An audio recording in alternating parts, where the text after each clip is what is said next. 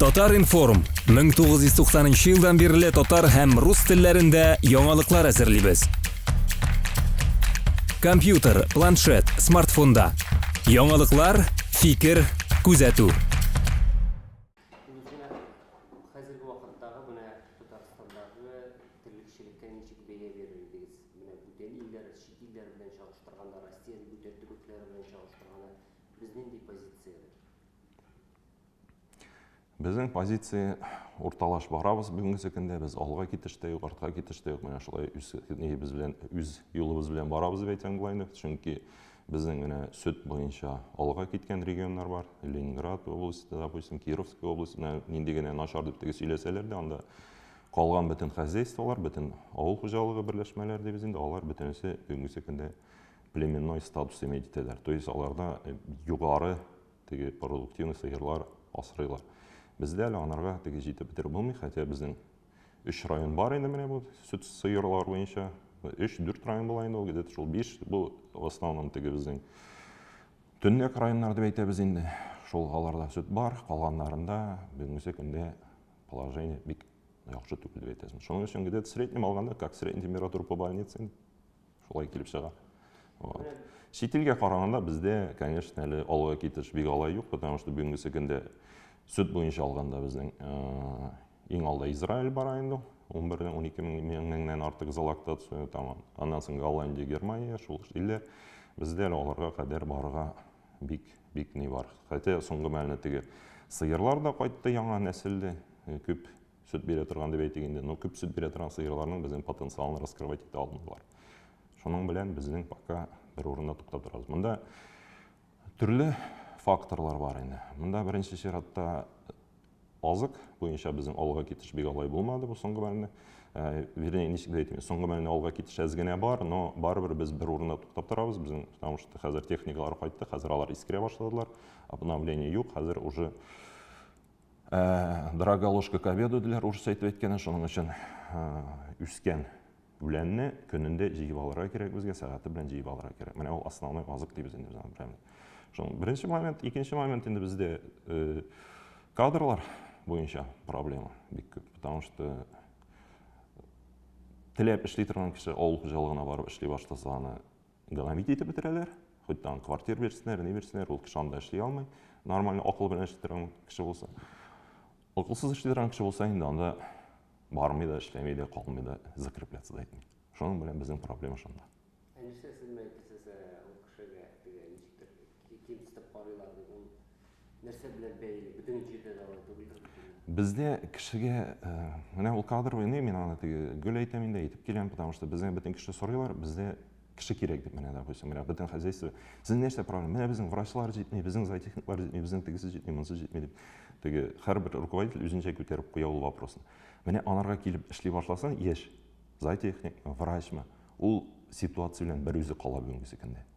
Аның профессиональный вопрос буенча сорарга районный теге сельхозуправление да безнең ветуправление, алардан барып сорарганың, алар недоступны, алар үзләренчә үз тормыш белән яшиләр. Ул специалист үз тормыш белән яши. И теге бытовой чисто теге не профессиональный факторлар буенча анда тоже теге проблема, потому что бүгенге көндә безнең кадрлар белән эшләп куелмаган. Даже менә типичный пример алыйк, балалар менә практика китәләр, әйбәт. Нигә? Институттан баралар хозяйствога эшләргә, теге үзләренчә теге эш күрсәтәләр бит инде алар, теге закрепить итәргә уйлар. Районга белән шалтыратып сорагыз сельхозуправление, ничә сезнең бүген практикант эшли сезнең авыл хуҗалыгы берәмлегендә дип. Сезгә беркем әйтә алмаячак. Потому что ул беркемгә дә кирәк тә түгел, кызык та түгел, интерес та түгел. Менә шул. Бу ветеринарный Хоть агроном, хоть ветеринар, хоть. Ну, мен в основном теге ветеринарлар белән теге тормышта постоянно дип әйтмәсәң дә инде теге гөл ни булгач, шуны гына әйтә алам, шундый теге вопрос. Потому что бүгенге көндә безнең ул. И икенче момент бар, бездә бит теге ветеринарга ул теге нигә караган кебек карыйлар. Мал үлсә ветеринар виноват безнең бүгенге көндә. Теге ул анарда разбираться итә торган кеше юк. Теге нәрсәгә килеп чыккан, причинно-следственная связь дибез бит инде урысча. Мал үлдеме, врач уже виноват бездә. Мал үлә бит безнең төрле положение. Допустим, азык алмадылар нормально, теге ашатыр өчен. Мал яшигән силус ашады, яшигән ашады и үлеп китте, соответственно. врач аны откачайтып қалдырға тиіс болайын біздің теге руководительдер нейіне қарағанда. Шоның үшін біздің пока міне подход бара, ол бір қашанда изменяться етмейшек. Міне Кировский облыстың алайық, опять-таки пример келтіремін. Кировский облыста ветврач хозяйствода кіртмеймін десе, міне келген кішіні. Все бір кім айта алмай анарға директор барып айта, кірттілі, пожалуйста, деп. Врач кіртмей. Потому что вот закрытая организация, закрытый не, и врач за это все ничего айтым. Анда анарға қарайлар как специалисту. Бізде андай бір жоқ. Қоян кірген мына Киров өлкесіне неше кіртілген бұл шушындай Ол подход, ол білесіз бе, ол бет бізде ауыл қожалығын міне сақлап қалдылар, по идее. Міне ол, может быть, даже мен ешкідер қазір ойлап қараймын енді. Может быть, даже аны теге сақлап қалдырға да керек мен болған. Аның сильный теге ішлей тұрғаны исен қолайды ол теге. Бізде бет қазір хозяйстволар бар теге агональном состоянии біз енді біз аны теге өлмейді, тірілмейді ол бүгін. Алар шул 6-7 литр сүт сауалар, алар білелер шул экономически выгодно түгіл, потому что бүгінгі когда 12 литрдан да сыйырдан сүт саусаң уже теге нормально барып болмай. Шоның білен яшілер, потому что апайлар келе ішлей, ауылда вроде іш бар, біздің теге бітін нәрсе нормально, бітін нәрсе колхозный, все не мое, теге экономиканы вообще тегіші. Бара бит, бара. Шол ғана? Сол ақта бітінде бар мұнай мәселен вақыт қожалығы, құмараның аларға мәншік бейбесіз оралды. Міне алар заманында теге нетіп қалдылар енді теге ішлеп, деп айтайын менде теге дұрыс юлдан кеттіп менде, потому что алар теге біздің бит әлі процесс нешік бәрі? Біздің бит инвесторизация барды бір мәлді. Қазір реинвесторизация бара. Қазір алдан инвесторларға қылып кірттілер мене ол теге ауыл қожалығын. Ол бит инвесторлар келу мене ол күшті райондарға. Мене ол ең зор ошибка деп санаймын мен бүгінгі күнде, потому что аңлайым біздің келділер инвесторлар там Әлки районына, Юғарыслан районына, анда теге Спас районына, мене бұл теге Түләші районы бүгінгі күнде нормальдығына ешеп болалайды. Шол не кебек, әтіне кебек, допустим. Шул битен районында Қайбыш, Апас, Буа, мене алар бит бітінесі жертвы инвесторизации бүгінгі күнде. Шоның білен.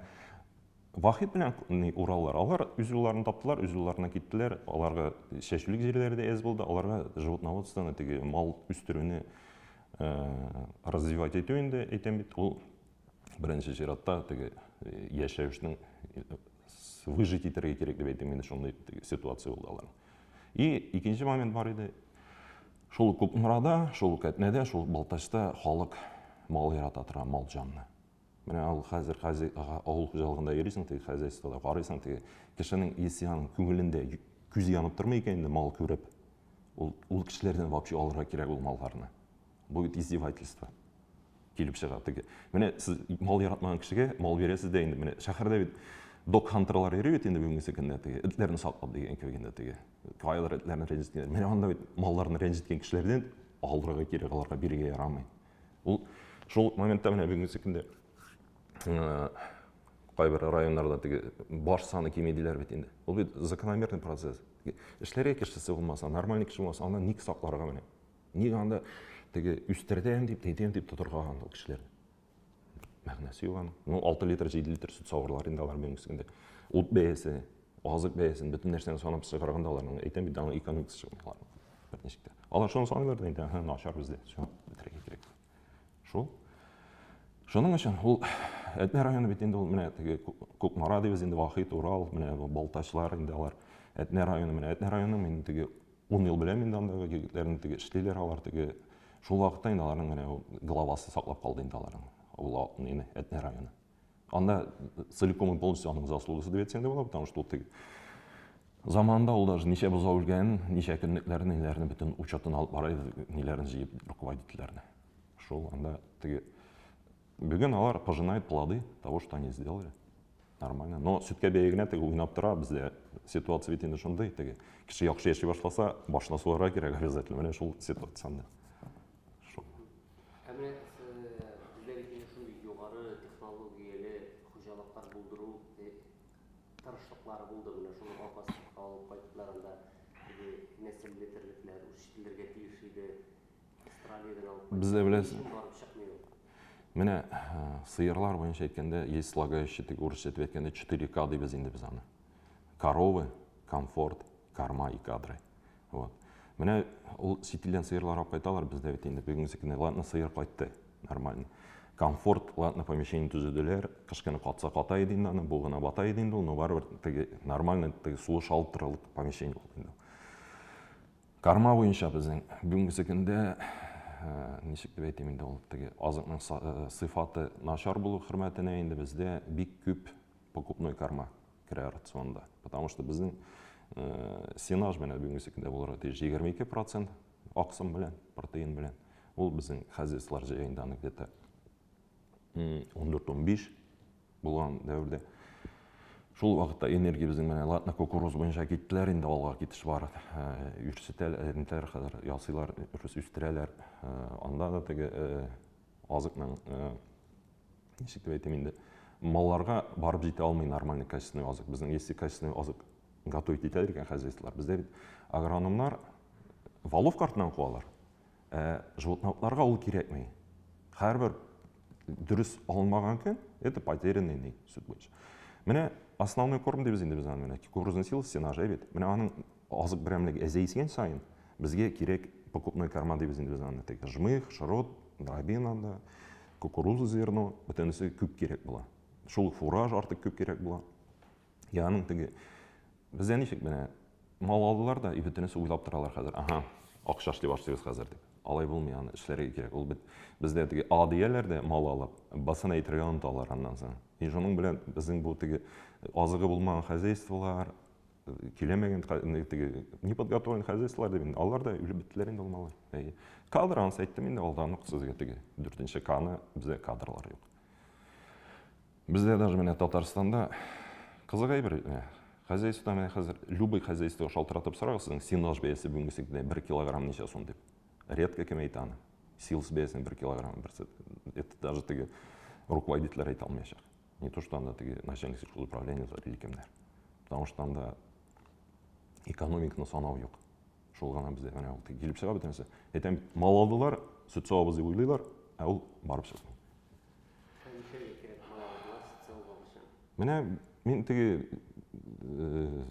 урысча әйткәндә большой благодарность отношусь менә Айрат Назиповская безнең заманда. Менә Татарстанның бөтен холдингларында дип әйтәм инде, бөтен теге зур нормальный хозяйстволар. Ну, хозяйстволарда түгел инде, именно теге холдингларда бөтенебез без Красноярсктан чыккан кешеләр. Без воспитанники. Шул вакытта менә аппайтайлар маллар, ну да, үләйдиләр. Но киләйдиләр чит илдән специалистлар өйрәтә торганнар. Вот. Ничектер может дөреслектә булмаганнар, потому что киләйдиләр голландецлар. Голландецлар безнең бу зур фермаларны алар теге килгәч алар шоке булайлар, потому что Голландия средний поголовье фермада 75 баш. Анда 3300 баш. Алар өчен, ну, аз гына шок булай, но алар безгә теге ашату буенча, аны буенча өйрәтә. Ну, безнең бит икенче момент булды, анда калды теге руководительләр, среднее звено, теге управляющийлар дип элекке колхоз директорлары. Халыкны бит апкайтып булмады, малын апкайттылар, халык китереп булмый, теге эшли торган. Шуның белән теге цепочка разорвалась дибез инде бездә. Без яңа малны, яхшы үсә торган малны искенеге куеп, иске кешеләрнең подходлары белән шуның белән күп сүрелде. И ветеринарка моменты килеп чыкты инде анда.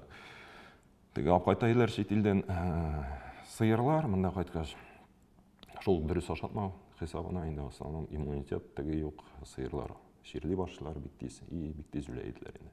Безнең менә әйтәсем килә,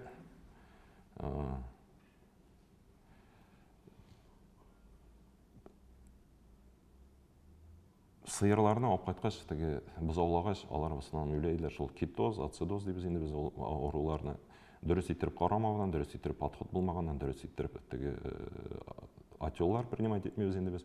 Безнең минем үз өчен дә переворот булды, ул без теге институтта укыганда безгә әйтәләр инде. Сыер теге буаз вакытында туз ашарга тиеш, акбур ашарга тиеш, фураж ашарга тиеш. Ә монда кайттылар да бу иностранцлар киделәр дә әйттеләр. Фураж ашарга тиеш түгел. Бозауламаган сыер. Акбур бирергә ярамый, туз бирергә ярамый. И действительно алар теге нормально бозаулый башладылар, нормально яши башладылар. Но безнең авыл хуҗалыгы идарәсендә эшләгән кешеләргә теге ничек дип әйтим инде, менә теге мелкий чиновниклар инде районның масштабы, алар өчен ул теге воспринимать итү бик авыр булды, потому что алар өчен шок, ничек инде сыер бозауларга тиеш, монда кальций җитми бит аларга. Акбур бирмичә булмый. Всё, анда теге китәләр, шалтыратышлар бер-берсеннән. Бу җегет килә дә монда бөтенесен бозып бетерә безнең бүгенге секундә дип. Шуның өчен Шул нәрсә килеп чыкты инде, бул импортный маллар теге үлеләр. Хәзер бүгенге көндә Аллага шөкер дип әйтсәң дә була инде, димәсәң дә була инде. Үлемнәр күп әле пока. Теге выбраковка дибез инде урысча. Аны кайбер хозяйство директорлары үзенчә не дия башладылар, расценивать итә башладылар. Чит илдән безгә начар мал китерәләр дип. Теге авыру мал кайтаралар икән безгә, алар яхшыны үзләренә калдылар, безгә начарын җибәрәләр дип. Фактически бит нәрсә ашатуда иде. Менә минем бер таныш фермер дип әйтсәң дә була инде.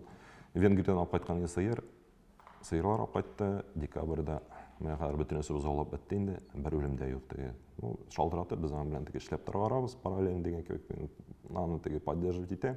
Шалтыратып сораган кешеләргә мен теге отказ әйткән юк, кемгә нәрсә кирәк, теге нинди сораулар була, ашату буенча шуның җанында. Вот.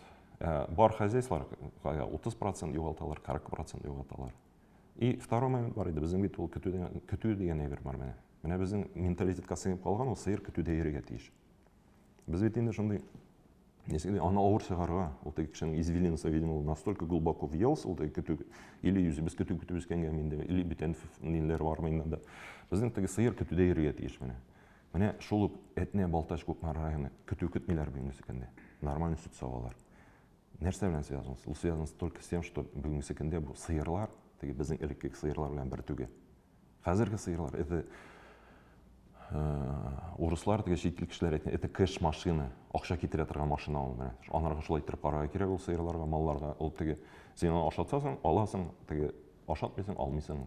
Карыйсың, аласың, карамыйсың, алмыйсың дигән кебек теге. Вакцинациясын вакытында ясасаң, вакытында запуска җибәрсәң, вакытында бозаласаң, вакытында лечениеләрне апарсаң, ул нормальный акча бирә торган әйбер. Если юл икән, юл инде. Ничек көтү чыгарга ярамый. Бу кештерле сыер породасы бар. Беләсең, ул галштинкалар, алар үзенчәлекле хал, мал, аны бит инде теге эволюция вакытыннан теге чыгара башлаганнар да. Шул хәзер инде чит ил вообще китә инде ул галштинкалардан кайберләр уже Америка, допустим, бүтән породага китеп, потому что порода җитте теге тупиковый периодка, теге сөт бирә. Сыер үлә, но сөт бирә, үлгәнчә. Шул. И сөт бирә торган сыер күп ашый. Сыер менә бүгенге көндә теге санагандан да где-то бер 100-120 килограмм не ашарга тиеш инде. Азык. Ул аны сыйып бетми иченә, потому что теге рубец не растягивается дигән кебек. Шуның өчен ул әзрәк ашый. Әзрәк ашагач, әзрәк теге егерлеге әз безнең теге үләндә влага күп.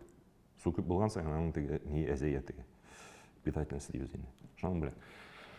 Ялар не приспособлен к көтүдә, потому что ул теге үзенә кирәк кадәр мал азык җигәр өчен ул йөрергә тиеш итеп 15-20-25 километр.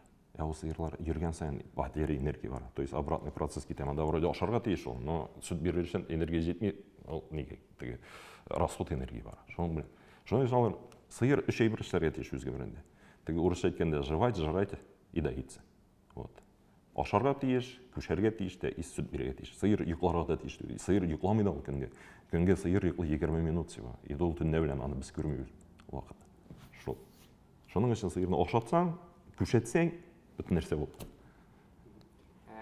Менә сез әйттегез, фән үсеше буенча без күпме никадәр дәрәҗәдә артта калган? Безнең фән үсеше буенча животноводство буенча әйтә алмыйм, но ул бөтен инде хәзер агрономия буенча да шулай безнең теге бөтен сыерлар, ниләр буенча да теге где-то бер 30-40 елга без точно артта калдык инде. Вот.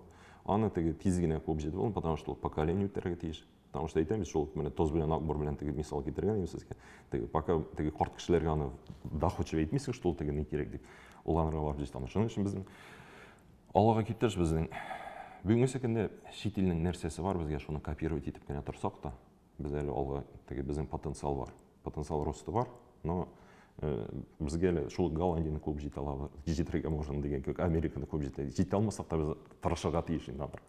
Вот. Аның өчен хәзер теге генетиканы арттырабыз дип инде. Бездә искусственное осеменение да юк күп хозяйствода. Менә кызык әйбер ул теге һәрбер районда безнең селекционный племенная служба бар, әйбет. Теге монсенда теге ни өчен между нами әйткәндә дигән кебек. Но бар районнар, анда племенной тавык та юк бүгенге көндә, но специалист бар районда. Ул бит тоже нонсенс. Тоже ул алай барат тиеш түгел. Менә минем подход инде бүгенге көндә теге авыл хуҗалыгы буенча. Менә мәктәпләрне бетерделәр, әйбет инде теге нине. Авылларны бетерделәр, фермаларны бетерделәр. Һәрбер районда безнең сельхоз управление утырып калды. Аларның зарплатасы да енді ол міскіндердің деп айтса дұрыс та түгілдір енді может бардыр енді алардың недердің шығанаклар. Оптимизация менен чиновников yok бізде. Оптимизация ферм, детей, оқытушылардың нелердікі бар, оптимизация теге чиновников yok. Шоның үшін. И шул вакытта менә бу искусственное освещение деп әйтәм инде, менә ул бит алга кеткен районнарда ул менә нигә куелган? Потокка куелган. Аның үзенең селекционеры бар фермада эшли торган. Анда бөтен учет бар. Анда бөтен теге мал качан китә, запуска качан кайта, качан нәрсә эшли, ул мал качан туган, инде атасы, инде анасы. Аның бөтен паспорт малныкы бар. Бар районнар бит анда бит учет юк, не юк. Аны мен үземнең дә әлеге эшләгән эшләрдә теге тырышып карадым инде аны нидер ясарга, ну кирәк не ул бүгенге секендә. Мал булмаган хозяйстволарга, мал булмаган районнарда аларда ул кирәге бер түгел. Менә ул яхшы әйбер бар программа, Селекс дип инде безнең. Анда һәрбер сыер кертелгән булырга тиеш, һәрбер сыер язылган булырга тиеш, кемнән туган, качан туган, әтисе күпме, әнисе күпме сөт биргән, әтисенең ничә кызы бар, аның кызлары ничә литр сөт биргән. Менә ул Селекс программасын җибәрә алмыйлар безнең Татарстанда. Хәзер ул программаны җибәрсәң, безнең менә иң яхшы, иң ни бит инде, ничек дип әйтим безнең шабыш дибез инде теге сборище теге кешеләрнең отчет бирергә бары. Халык хуҗалыгында эшләгән кешенең аның бер көне бар, районга бара ул отчет бирергә. Ул теге самый ни көне инде ул теге отчетка алдан җиде көн җыйганнарга, аннан соң анда барыбыз дип әйтеп кайда да 3 көн аның теге ял итмәйнде ул теге вздохнувший тагын эшли башлый. Шуның өчен менә ул Селекс программасы булса, безнең отчетларны в принципе Казанда бер үзе генә принимать итеп тора алалар. Менә ул теге без бит инде позиционерим Татарстанның теге IT технологиялар бездә бар, бөтен нәрсә эшли дип, но бездә андый теге может кайдыр бар да ул, но эшли торган җирдә кертеп бетерә алмыйлар аны бүгенге секендә. Шул гына менә ул булса безнең тагын эштәгеләр иде. Безнең уже беләбез качан туганбыз, качан үләк, качан күпме сөт биргән аның әнисе, и учет дигән әйбер була. Безнең бит менә шул учет булмаганнан безнең бөтен проблемаларны в основном. Потому что иң беренче чиратта менә учеттан башларга кирәк. Бар районнар аның колагында биркалары юк сыерларының, теге номерлы биркалары. Аларның әле бүгенге секендә хәтта теге кличка белән йөриләр. Ага, Машка бозауларга тиеш безнең, Шия анда бозауын салган, тагын анда нәрсә инде. Кайын тегеләй иткән, булай иткән анда төрле исемнәр алар, ул теге нидә түгел. Ул мәйтәм нишәпсез бирка куймыз менә теге йөрисең бит инде. Биркалар төшә бит ул ди. Булар теге үзенчәлеге. Бөтен дөньяда төшми ул, менә Татарстанда төшә. Кызык әйбер. Менә ул учет булмагач, менә урысча минем бер танышның әйткән сүзе бар. Прежде чем-то распоряжаться, надо знать, чем ты располагаешь. Безнең бит әле белмиләр нәрсә белән располагать итәргә. Күп кешелек хозяйстволарда. Шуның өчен ситуация шундый. Ну, алга китеш булыр дип уйлыйм инде мин, бер 30-40 елдан, потому что бүгенге секендә хәзер яңа ниләр теге собственниклар барлыкка килә. Һәр кеше үзе собственник булган саен үзенчә карый, уже теге алга китешне менә Рифатны гына алыйм теге ул бүгенге секендә нормально теге прорывной эш белән заниматься итә инде ул алга бара теге районны мамадышны чыгарды, малларны чит регионнардан киләләр өйрәнергә, үзе итек киеп йөри инде ул фермада дигән кебек. Вот шундый руководитель булганда алга китеш була. Итек бирү дигән нәрсә әйттегез, теге мал шырак бирүгә караган шикелле караш бар дип шулай. Но менә бер 10-15 ел элек мин теге хозяйстволарга теге киләсең, карыйсың теге ул вакытта безнең өчен әйтәм бит, мен шул Хайруллинда эшләгәндә менә голландчылар килгәндә кызык иде инде алар теге суны алып иснеделәр дә инде теге начардай су дип. Без инде карыйбыз, су нормальный, теге ялтырап тора, теге булар, ну суны алып үзең эчә алмасаң, бүгенге секендә сыерны эчердә мәгънә юк. Вот. Шул менә бу артта калган районнар дибез инде теге сөт белән теге заниматься итмәгән. Аларда киләсең анда кулны гына тыгасың теге паилкага. Анда нинди генә ис килми ул теге. Ул бер ай, 2 ай буе җыл нитмәгән инде. Ничек дә әйтмәс тартмаган. Шуның өчен и икенче момент, менә алар көтүгә чыгаралар малны. Бүгенге секендә исе син көтүгә чыгардың да, исенең сөт артып китте икән. Ул не заслуга түгел көтүлекнең.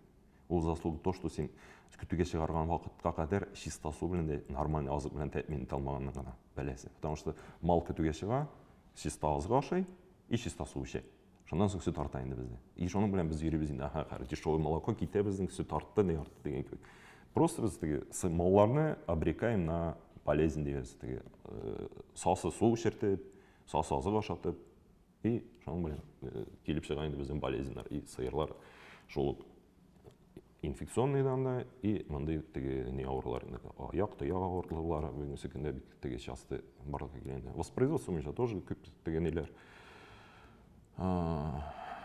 Сураулар деп айтайын мен анда, потому что сыйыр чем көбүрөөк сүт берген сайын ол босоон азыраак берет. Бүгүнкү секунда тиги бесплодный сыйырлар тоже проблемага айланып бара. И опять-таки аны айтам без шул учетный пока налайт алмайбыз, аны решать да болмой аны принципте. Биздин ол тиги бүгүнкү секунда менен ол шул Киров менен сравнивать эткенде биздин племенная служба бүгүнкү секунда иштеп битирем деп айтасым келе, потому что бүгүнкү секунда орундарда биздин учет жок, осеменениялар, нелер страдает инде. Мында бит эле пытаемся андан соң тиги орусча айтып айтканда лейкоздан бороться этерге, тиги аурулардан тиги избавиться этерге, оздоровление деген биздин тиги сохранность жок, бузалар тоо, тиги эс тоо биздин сыйырлардан. Биздин выход телят вегас бүгүнкү секунда. Выход телят может ол бардадыр, но алар тиги өлүп бителер да инде аны мертворожденный жазып коелар и тагын нерсе выкидыш, аборт деп. Ишону менен биздин тиги выход телят эс. Выход телят эс болгон сайын биз племенной мал сата алмайбыз. Мына шул Ленинград, Вологда, Киров, алар бит племенной, мына Удмуртия даже. Биздин бит племенной тананы Удмуртиядан ташыйлар. Мына биз Татарстанда өзүбүздүн тиги көкрөккө суккан болобуз энди тиги сүйөклөр сынганча деген көк. Но бизге малны андан ташыгач тиги бизде подход жок, мына ал тиги малдарын сактап калууда, малдардын исен болуунда. Шул. Татарстандын менен потенциалы көпмө деп санайсыз сүт боюнча? Сүт боюнча биздин Татарстандын потенциал артыга мына иштей турган хозяйстволор эле тагын бир 2000 тоннага арттыра алалар сүтүнү, тиги нормально иштеп. Ну, иң нейинде биздин 7000 сабалар инде 7200, 8000 деп жазып берелер инде кайбир хозяйстволор алга кетишкендер менен ал тиги 9га кадер чыгып була инде. Бүгүнкү секунда биздин кагаз боюнча ал 5тен артык бара инде, но по факту инде аны бир Кудай гана билет, но догадываемся инде тоже. Шоның үчүн биздин бит малдын не бар, биздин бит 82-жылдан бери голштинизация бар, тиги сүт көп бере турган сыйырлар инде бизде. Бүгүнкү секунда вот помещениялар биздин относительно тиги нормально түзүлгөн, уже кадровый состав айтам бит инде тиги мен даже не кишилер менен мына бесплатно иштеп жүрөм, кайыр вакытта айтам, лишь бы тиги эмне болсун, биздин тиги ауыл жылы алга гана кетсин деп менде тиги кайыр шакыралар экен, мен лекция барып окуп кайтам, шакыралар экен, кайдыр тиги бирер семинарлар өткөргөндө, потому что бизде кадрлар бар, нелер бар, но азыр экинчи момент келип жетти, биздин ауыл кожалыгында киши азайды. Киши жылдан жылга азая бара, человеческий фактор деп биздин аны, ол тиги бик тормозит этер аны бер. Бүгүнкү секунда ошоның үчүн азыр көп региондар роботка күчөлөр. Робот бул тиги биздин привилегия түгүл, ол тиги нече деп айтайм. Бул да биринчи тиги биздин робот фермасы, ол тиги показушный эде деген айтып. Ага, биз куйдак, биз иштей алабыз деген кебек. Анда тиги даяркалар ар үй сайын даярка бар эди, но алар тиги не болмады, показушный был. Бүгүнкү секунда потребность жетти просто роботтарга именно. Потому что азыр бүгүнкү секунда уже не түзсөк, без привязи тиги не деп бизде тиги дайный заллар менен аны бүгүн түзсең, барбыр 20 жыл где-то эксплуатацияга срогі керек аны тиги ишлерге анын менен. Но 20 жылдан соң биздин бит ауыл кожалыгында киши калмай уже. Анда барып келип иштесек, ушул периодка, когда биздин уже ауыл кожалыгында киши жок, а именно ушул роботизированный деген кетешек. Ушул анын үчүн тиги потенциалга чыгып була, айтам бит ал тиги иштеген кишилер чыга алар бүгүнкү секунда. Мына хозяйстволор тиги бизде экинчи момент бар. Мына былтыр сүткө бейе кимеди биздин бик көп. Хозяйстволор нормальдыгына иштеп кеткен эдилер, тиги баралар, все тиги алалар, азыклар, добавкалар, иштейлер, сабалар, сүтнү саталар, уже качествого бүтүнсү обращать ете башталар, тиги маститный сыйырлар издейсин деп. Тиги здоровье сыйыры деп биздин бүтүн тиги копытный болезньдер менен бүтүнсү ушул осеменениялар нормально куюлган. Но келип жетти ол период, тиги сүткө бейе шалт этип түштү деп менен бүтүнсү уже айтты, мага керекми бүгүнкү секунда сүт деп. Бизде бит сүт бир кимге керекми? Бизде Татарстанда бир 2-3 кишиге керек ол сүт. Вот калган кишиге керекми? Бул билесизби, мына тиги биз кичкене убакытта мультфильм бар иде, Золотая антилопа деген. Золото, золото, золото деп кычкырайды бит мына тиги. Золото берелер. Шуның үчүн менен тиги иштеген нелерде де тиги холдингларда да бар иде андай кишилер. Где молоко деп сурайлар алар тиги бүгүнкү. Потому что молоко получить надо дать, чтобы взять. Бүгүнкү секунда. Но дать ничего не можем. Если дать не можем, нет молока. Шуның үчүн тиги Бізде экономистлар путают понятие потери білен затраты деген әйберді. Міне бүгінгі күнде теге сенің сиырың көп сүт берген сайын сенің затратың арта. Міне ол теге сен иномарка алдың екен, сенің затратың арта, сенің потеряң түгел. Сен 98-де бензин сала башлайсың, сен 17-ші диаметрға көпшек қоясың анда, шының көбі. Вот, ол потери түгел. Бізде міне потери дейлер аны. Теге ол теге ақша юққа кеткен, әремге кетмей ақша бит сүт білен еленіп қайта ол. Потери это сен теге бір қапшық фураж ұрладылар, допустим, анда или лампочка янып тұра күндіз керекмеген жерде. Міне ол потери. Это не затраты. Шоның үшін міне пока ол теге затратларын потери, и ол теге частный собственник келе башлағышқана нормалешерге тиішу. Потому что бүгінгі күнде ол теге зор холдинглар аны ішлеп бітіріп болмайды. Потому что анда теге подход жоқ. Анда хоть нешегіне специалист қойма, теге ұт сөндіру бойынша. Ұтны бар сөндірмейшектер. Фураж ұрлау бойынша нешегіне СБ кішісін қойма, сен фуражын бар ұрлайша, ол халқы да табы теге нешегіне етіп. Ол гүмір бойышында ешеген, ол бүтін тұқытларын білейін аны. Шоның үшін анда теге пока частный собственник барлыққа келмей, аны ішлеп болмайды. Бұлай міне барлыққа келе алар, бұлаша алар берсі. Деп шанамын. Шу қай дәрежеден Ұрлашу. Ұрлашу, аны теге міне қызық қана әйбір айтамын сізге. Ауылдық қожалығында міне сиырларға фуражына деп енді бұл теге бізде бітен фураж, аның дұрында тоже көп сөйлеп болайында деген көк. Ол основном теге ешмейді, не енді бұдайында теге солы арпа, не енді шол. Бөтенесе келесің хозяйствоға. Жігітлер бұлай ішлеп болмай. Сиыр бүгінгі күнде теге отвлечемся енді ол винегрет ашы бүгінгі күнде. Сиырны теге біз ілікке ауыл малайлары керек пішенні бір башқа салып, бір башқа фураж салып, ортаға теге шүгіндір тапап қойып алай ашатып болмай. Сиыр ашаға тиіш уже мына корм дейбіз енді біз, ну, простонародье еткені винегрет енді. Анда бүтін әйбер боларға тиіш азықта. Келесіне жігітлер мәйтем, сіздің 20% сүт артыра аласыз, если фуражны үстіне сейіп бермесегіз дегенде, сиырлардың ауларына. Теге алар сен ашса алар да үстіне азық себелер енді. Миксер алып қоясыз да мәйтем, саласыз нормально. Міне миксер қайта, миксерде біз енді теге не ясетірі, шол винегрет ясетірі әйбер. Бүтінесі теге қаршысыға. Йоқ, ол бұта бітір алмай, мұның фуражы барып жетме сиырларға тегілейді, потому что дегенде миксерға салып кәріне, оның фуражының уже кете тұрған жолы қалмай. Бүтін ауыл против это. Шының үшін ауылға қайтмай аның фуражы, потому что дегенде от білен алып барып сепкенде, ол бит қапшыққа уже затарыны, это же товар. Мына кормға салғаш, ол винегретні ұрлап болмай, ол күп бола, силусында сенажында теп қайтырға керек. Шының үшін ол барып жетмей, и ауыл халқы против миксер кәрер үшін.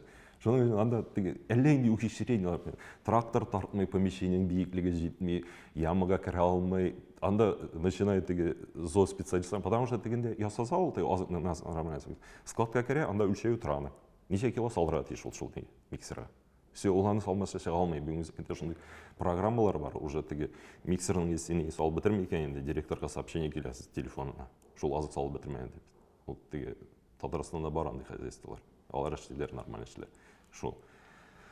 Міне шол ұрлауын анда тағын. Нешік деп айтайын. Шол учет болмауы тоже ұрлау бет енді бүгінгі күнде. Айтам ет, хайр барсайын. Міне біздің юлда номерсіз машиналар ермей бет. Фермада номерсіз малдар бар әлі. Юл теге районный специалисттарға да айтамын, шолық теге сельхозуправление кішілеріне де, племенной службы кішілеріне де, оларға бірсіне де қазақ түгіл, бірсіне де керек түгіл. Хотя олардың шынардан қала бетен ішлері ел бүгінгі күнде. Ну, отчет береді әрине қазанға келіп тағы. Бітті? Сырын сүтін аттырышын шәбек.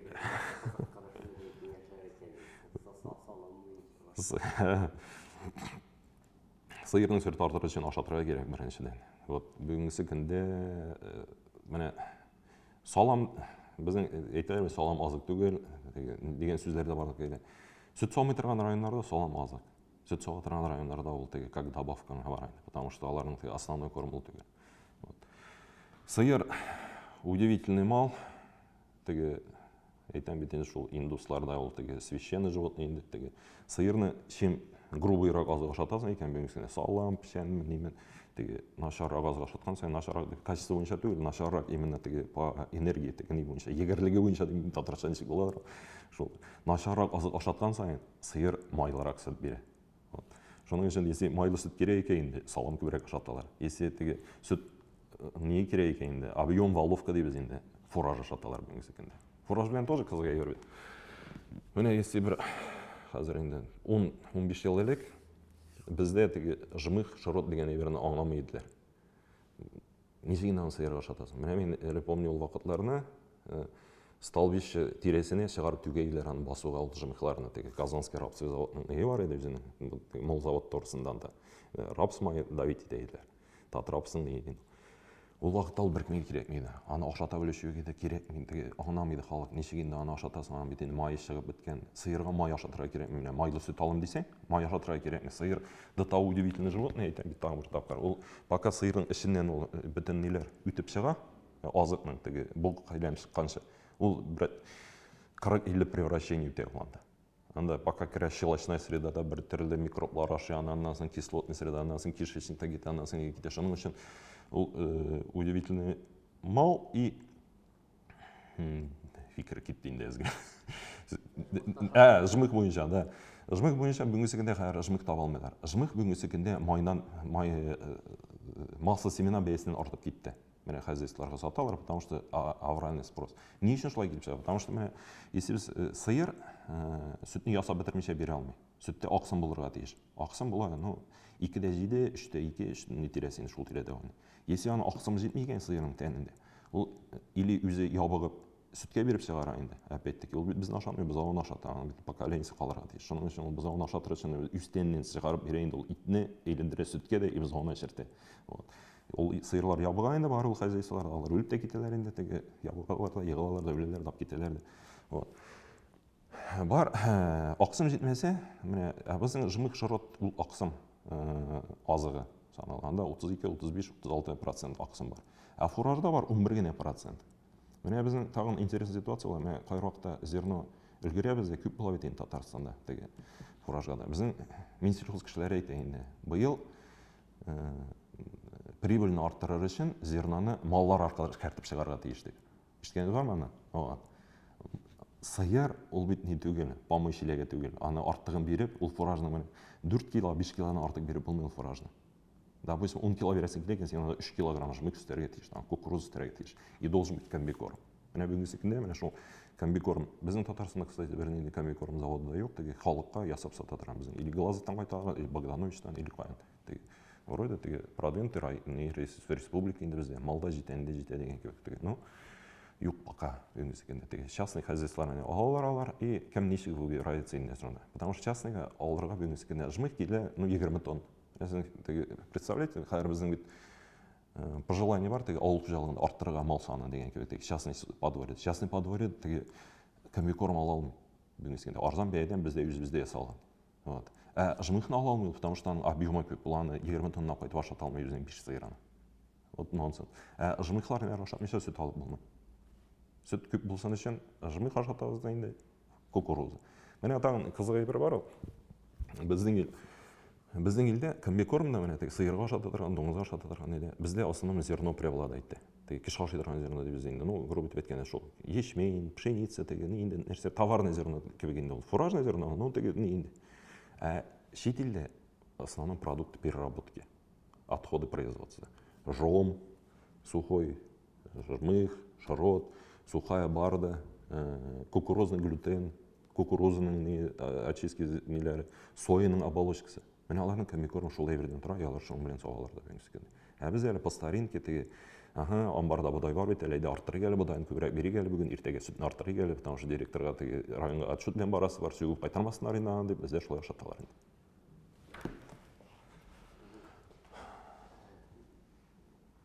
Күнде шәқсі қожалықтағы кішілерге нәрсе кеңес беруге болаңыз айта аласыз?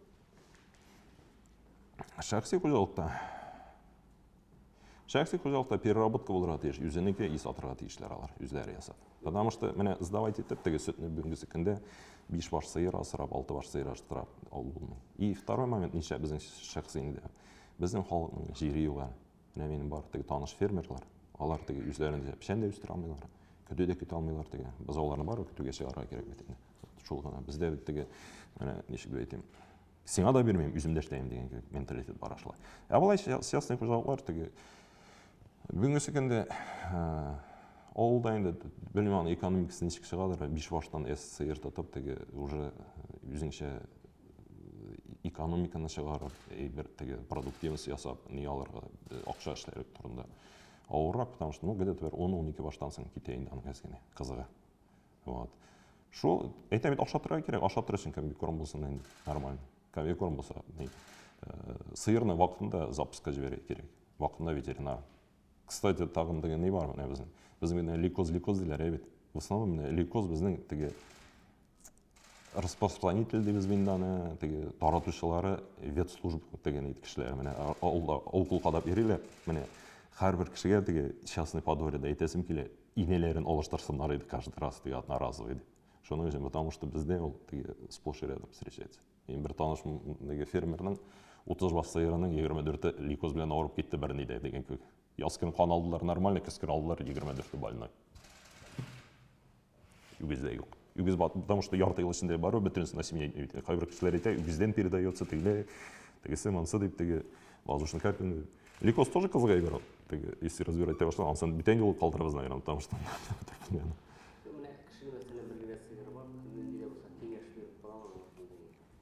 Бір сиыр ол бүгінгі секенде хобби.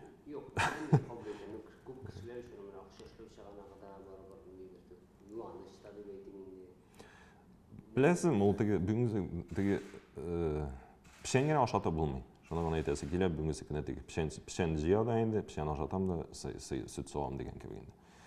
Зерно поражғана ашаты болмай бүгінгі секенде. Ешмейіндер недер деген кебегенде. Шоның үшін готовый комбикорм болса, ясасалар біздері, хотя бы ашатсалар, хотя бы жмых алып салсалар, шында ол нормально болды.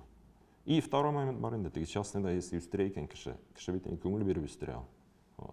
Бұзау бүгінгі секенде міне тана бұзау кіші үзіне қалдырға тілі екен енді, үзі үшін 6 ай вақытында 220 килограмм вес иметь етіреді. Если сенің ол весқа шықмады екен енді, бұзау шол вақытта. Аны лучше племеге қалдырмыз қолдана.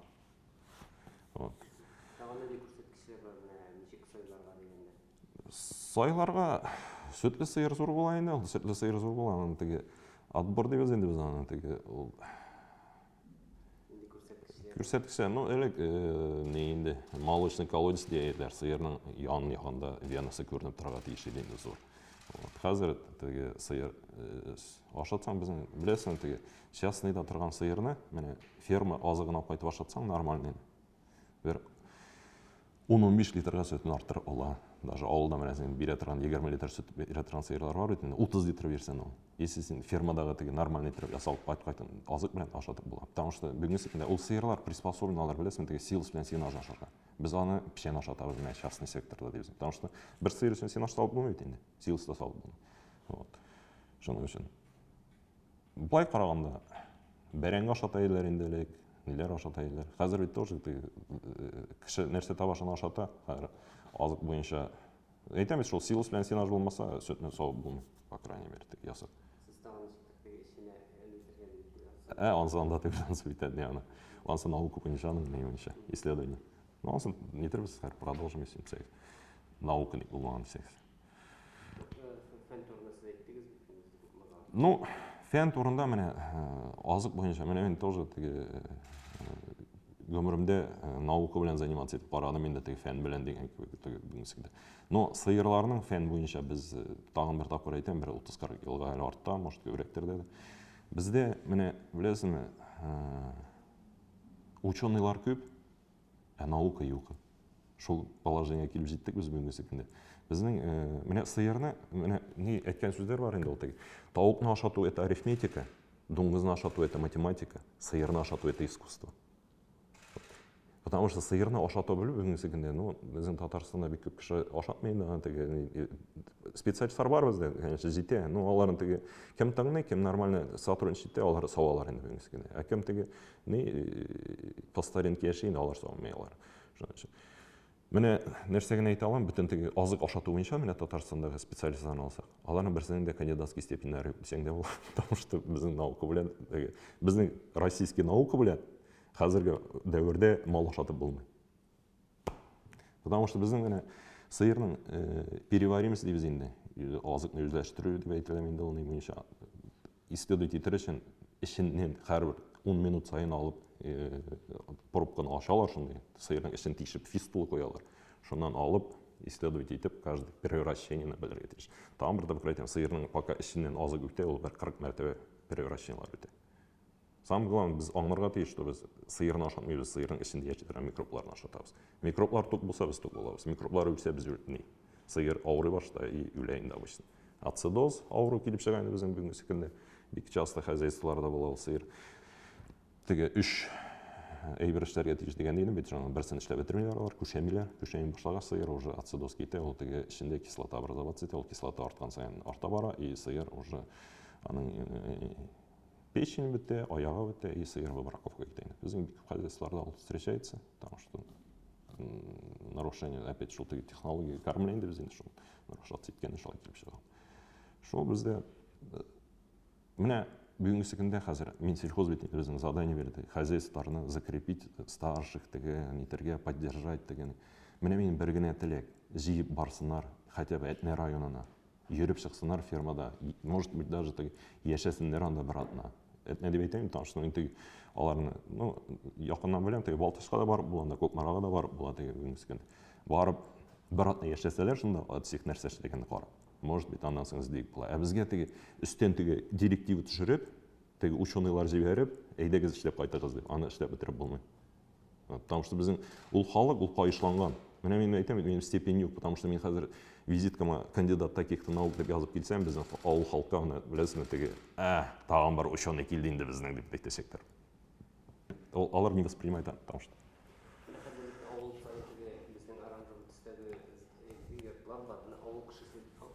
Анын функциясы бүтін ол, ауыл кішісі нәрсе ішлете аламын да келіп, міне маған көрсете аламын.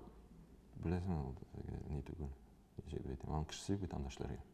Ол беттеге мотор оберткалы конфетке біткені ол теге. Ілініп тұра ол ауылда теге не болды. Көз яуын алып теге мотор еттіріп, ішлерге кіші болғанда. И второй момент бар, анын бүгінгі секунде, мен аны түзігенді енді ол қызық еді, мен теге, бәзгене институт оқығанда оқыған еді, мен теге пустойға кермедім деген. Ветеринарды менен андай объектлар, ветпунктлар нелер ауыл крайында түзілерге тиіш. Алар бүтінсі ауыл ортасында, қайбір уақытта мешіт янындық әлі түзіп қоялар аны. Ол анда болырға тиіш түген, априори, потому что бар инфекционный болезньлер, сен алып барасың бет енді анда. Сен жетай, Алла сақласа енді қазір андай нелер жоқ енді, элек экзамда сибирский язы деп сен анда бүтін аурулар. Сен ауыл ішінде, ауыл крайында болады бүтін нелер. Потому что сен очаг инфекция. Сен бет анда сен келеш малға бармайсың, шыла бет. Ауыр малына барасың. Ауыр малын не ауыл ортасына керек? Керек түгел. Нәрсе ол ауыл ортасында? Аңламайм. Нәрсе ішлеп қойғанда келіп. Карта ойнап бұла? Карта ойнап бұла? Нарды ойнап бұла? Яғни, ауыл кішісі сыйырын алып келіп бесплатно көрсете аламын осылай. Білесің, бүгінгі секунде анда районларда бар, қайбір районларда ішлей, ол пунктлар зоррақ ауылларда деген қая кішісі бар. Бүгінгі секунде сыйыр нешек деп айтайын енді, ауру сыйырны лечить ету бүгінгі секунде.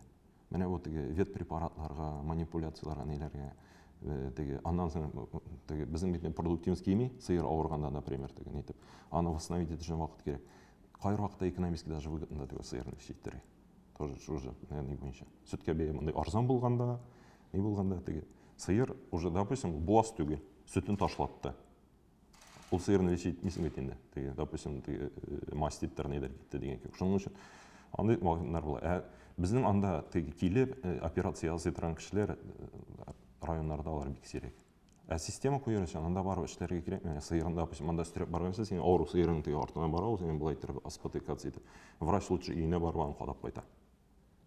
Үйінде аның стресс жоқ сыйырға. Сыйыр, кстати, кішіге қарағанда стрессқа очень восприимчив где-то раз в 5-10 деген кебек сыйырға стресс не сильно действует. Кішілер әлі бар, обществода адаптируется, а сыйыры не адаптируется. Аны барасың, шок. Мында оқыл қалдайлар тағын шок. Шының үшін врачларның инструментлар қойып тұратын орнында деп бәйлеме бүгінгі секунде. Киімдерін, спецовкаларын өйіп қалдыралар енді. Біз кішкене уақытта мен өтіп еді врач еді, біздің үй қайтайын бүтін салса киімдері деген кебек. Аманда кіші условия работы шулғын. Шул. Аны нәрсе де енді болмай. Бүгінгі секунде айтайын бет, лучше выездная бригада ясап, барып, лечить етіп, қайтып, по звонку лечить етсәлер, мен шол Финляндияда кебек, шетелде кебек. Анда ауылда участковый врачын тұтуының бүгінгі секунде не жоқ. Ол біздің ясадылар енді, керек, ауыл сайын врачлар керек, нелер керек деп. Анда біріншіден іштері кішісі істеуған, екіншіден керек жоқ. Неше процесс қойды ауыл білесің, аны міне мен сөз башында айта башлаған едім, біздің студентлар белән кеше юк, вообще Татарстанда кадровый работа юк, менә теге. Мин сельхозда да юк, районда да, нилә дә юк. Но в основном кайта где-то бер 10% максимум. И то теге кайсы вет нигә участокка кайталар, кайсы справка биреп торга, кайсы каенда теге. Чисто теге кул белән җыгылып ятып эшли торган кеше керек тә түгел, с одной стороны. Вот. Bizim bir oku yurtta var. Nişik arttırırға болады? Білесің, мен аны бір 3-4 ел элек тема белән иткән күтәреп тә чыккан идем. Бездә менә бу ветеринар образованиесе, менә бу зоотехник образованиесе, менә шул агроном образованиесе. Бездә ул теге дөрес куйма. Менә шәһәр баласын ветеринар ясап авылга тыгып булмый бит. Менә теге шәһәрдә үскән ул авылга барсын, фермада ишеген кайсыга качылганда белән ул теге сыер кайсыяктан килергә икәнде белән. Соответственно, безнең авылга кайтачак авыл буласы. Авылда үскән, сыер күргән, тирес түккән, мал ашаткан дигән кебек. Авыл баласы килә шәһәргә укырга, бит. Укый, институтка керә. Аның өчен бер стресс ул. Менә мин теге үземнең укыгандагы малайларның беләм, теге чит районнардан килгәннәр, теге алар киләләр, алар өчен безнең курс группа аркылы 60 кеше үтте 5 ел эчендә укыганда. Киләләр, бер семестр укыйлар да китәләр безнең теге. Или ни булды ул, теге көчле группа булды, или нәрсә булды. Но это не суть важно. Но авыл малай килә, укый Казанга. Әйе, ул теге авыл тормышыннан чыга, анарга рәхәт. Анарга нормально монда, теге комфортный условия, теге бар-бар яшәү.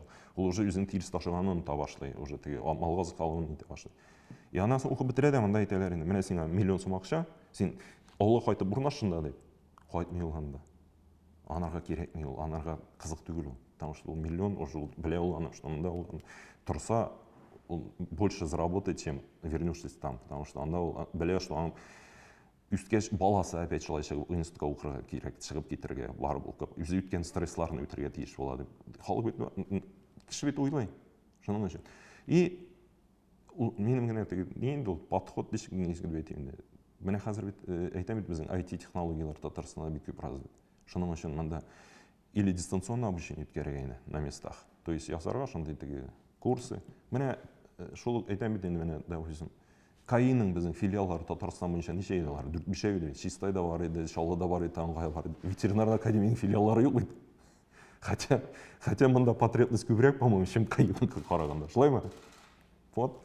И шуның өчен кадрлар булсын өчен менә шулай гына эшләп була. Бүтәнчә булмый. Кирпичне тартып чыгараш киртеге булмаган орны.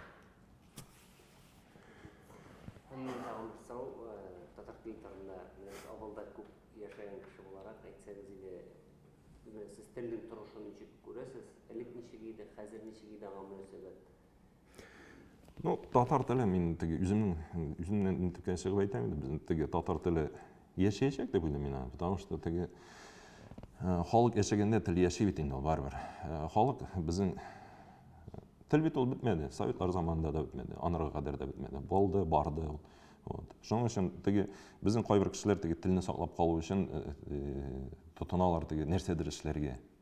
Пытаются, по крайней мере, нәрсә эшләргә. Вот. Может быть, теге дөрес эшләрме, дөрес эшләмиләрме? Анысы икенче мәсьәлә. Мин нине генә әйтеп алам. Мәктәптә менә татар теле укытучы. Мин, ну как, ни кеше булганга каршы идем менә теге нигә урыс балаларына татар теле өйрәтүгә, дәресләр куюга. Мин татар җанлы кеше, әйе, но мин урыслар хакында татар халкын санын арттыру халкын кеше түгел. За счет чужих теге нитеп булмый. Менә 25 ел үтте безнең ул ни буенча, опыт буенча дип инде өйрәттеләр мәктәптә. Ничә безнең урыс баласы татарча өйрәнә башлады? Бик сирәк әйе. Вот. Ул дәресләр барды. Урыслар халкында, урыс дип инде, ну чит милләт халкында ул ненависть уятты просто татар теленә. Вот теге дәрес бара. Мин даже үзем дә теге татарча относительно яхшы сөйләшәм инде, теге татар мәктәбен бик бетермәгән булсам да. Вот. И ишен теге дуслар шалтыраталар, урыслар менә ребенку дали такое задание, не можешь ли помочь, ты же татарин дип. Миңа шалтыратайлар теге мин аны даже разбирать итеп торам, аны не то что урыс баласы иде.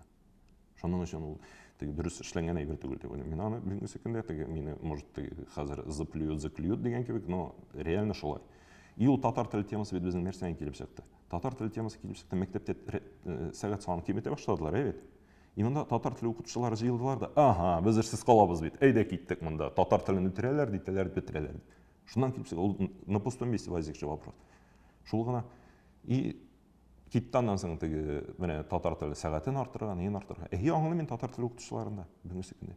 2 подгруппаға бөлінеді класс, 15% надбавка бар.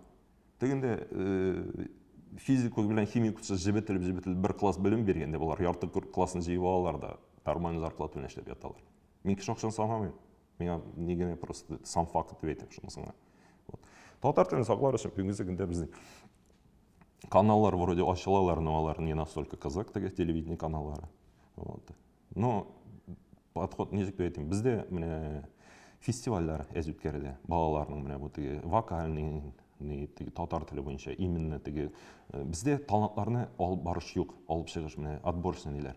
Безнең Татарстанда ярты артистлардан артыгы Башкортстаннан чыккан артистлар. Башкортстанда ул куелган, анда һәрбер ни сайын теге безнең Вахап фестиваль бар, хәзер бармы юкмы, мин аны теге нитамыйм. Вот шул гына памыйм. Анда чыгыр өчен анда теге 700 кеше арасына кастинг итәргә, 700 кеше арасына үтәсем син теге 300 кеше арасына, 200 кеше арасына. Анда даже сәләтле бала ул априори була теге ни, ничек легко ранимый, легко теге стресска бирелгәнгә бирә тора. Шуның өчен бездә ул теге чыкмый. Бездә популяризация булды татар телен. Шул гына. Татар милли стратегиясын түзүү турында сүз бар, мына авыл җирендә эшләгән кеше буларак сез күрәсез, менә беренчедән таныштырсыз менә. Стратегия белән? Якынча булса да. Аны төзүләргә генә аны таныштык менә. Ну менә нәрсә булырга тиеш дип уйлыйсыз, менә авыл. Ну беләсезме? Авыл ничек яктыртылырга тиеш анда? Татар теле ул теге юк, гомумән милләт ул бит теге татар авыл бетсә татар бетә инде. Авыл бетсә бит нәрсә бетә вообще безнең теге ни буенча. Безнең бит даже менә теге отвлекусь инде теге татар теленә диген. Урыста менә нидә теге заводта эшләтергән слесарьлар, теге токарьлар, фрезеровщиклар, алар бит инде авылдан килгән кешеләр иде бит әле. Менә теге авиационный завод нин алсагыз, авыл бетте, специалист ниләр бетте, кадрлар бетте. Шул ук монда теге тел буенча да әйтергә кирәк, без авылдан если чыгып нормально чыкмасалар, теге авыл халкын гнобить итеп бетермәсәләр, теге авыл халкы нормально булып итеп чыкса, була ул дип. Потому что менә бу теге безнең проблема теге ЕГЭ бирү буенча хәзер теге татар теленнән укыган кеше авыр мин аны аңлыйм, ЕГЭ бирергә теге. Ул теге телне белмәсәң. Но икенче яктан караганда ЕГЭның мен уңайлыкларын гына күзәтәм бүгенге көндә. Сез если безнең вакытны искә төшерсәк, безнең монда коррумпированный система вакытында мин белмим кем экзаменны биреп чыга алыр икән инде, акча түләмичә дип әйтәсең теге. Типичный теге традиционный экзамен дип әйтә. ЕГЭда бит анда әйбер юк, анда попроще. Шул. Бу авыл халкын именно теге татар телендә ЕГЭ биреп или безгә үзебезнең теге отделениялар белән теге без укыганда теге бар татар теле группалары шулай итеп эшләсәк, чыгарга тиеш шул. Милли стратегия нәрсә тәкъдим итегез? Әйтәм шул балаларга музыкалар буенча ниләр буенча булырга тиеш инде бик күп. И телевидениедә безнең яктаталарга тиеш менә татар телен менә безнең бит авыл хуҗалыгы милләте бар. Менә шул шагыйрәләр менә теге кем татар теленнән достиг определенных высот дигән кебек. Шундый кешеләр белән безнең ни юк. Эшләш менә иртә белән бар ул теге передача. Менә кызыл итеп эшләрләр аны. Теге. Менә шул да без менә теге шигырь язучылар бар иде, җырга шигырь язалар. Алар бит инде популяр кешеләр үзләренчә әйбәт. Но без бит аны белмибез берсендә менә. Теге берсендә түгел, беләбез без аларны, но не настолько теге ни, ничек әйтим, теге нинди тормыш белән ништәгә килеп җиткән ул, ничек ирешкән шундый нигә. Менә андый теге безгә куелмаган. Бездә юк. Әйтәм менә популяризация нации юк бездә. Шул композиторлар белән нормальный теге татарча теге иҗат иткән композиторлар белән. Бездә бар аны җырчылар белән теге интервью бирәләр анда адәм белән һава, кем белән кем яшәгән, кем белән кем үлгән, кем белән кем йоклаган турында сөйләр, аны татар теле турында ниләр юк. Передачалар, подход юк. Шул. Татар яшәр Алла бирсә. Татар информ 1990 елдан бирле татар һәм рус телләрендә яңалыклар әзерлибез. Компьютер, планшет, смартфонда. Яңалыклар, фикер, күзәтү.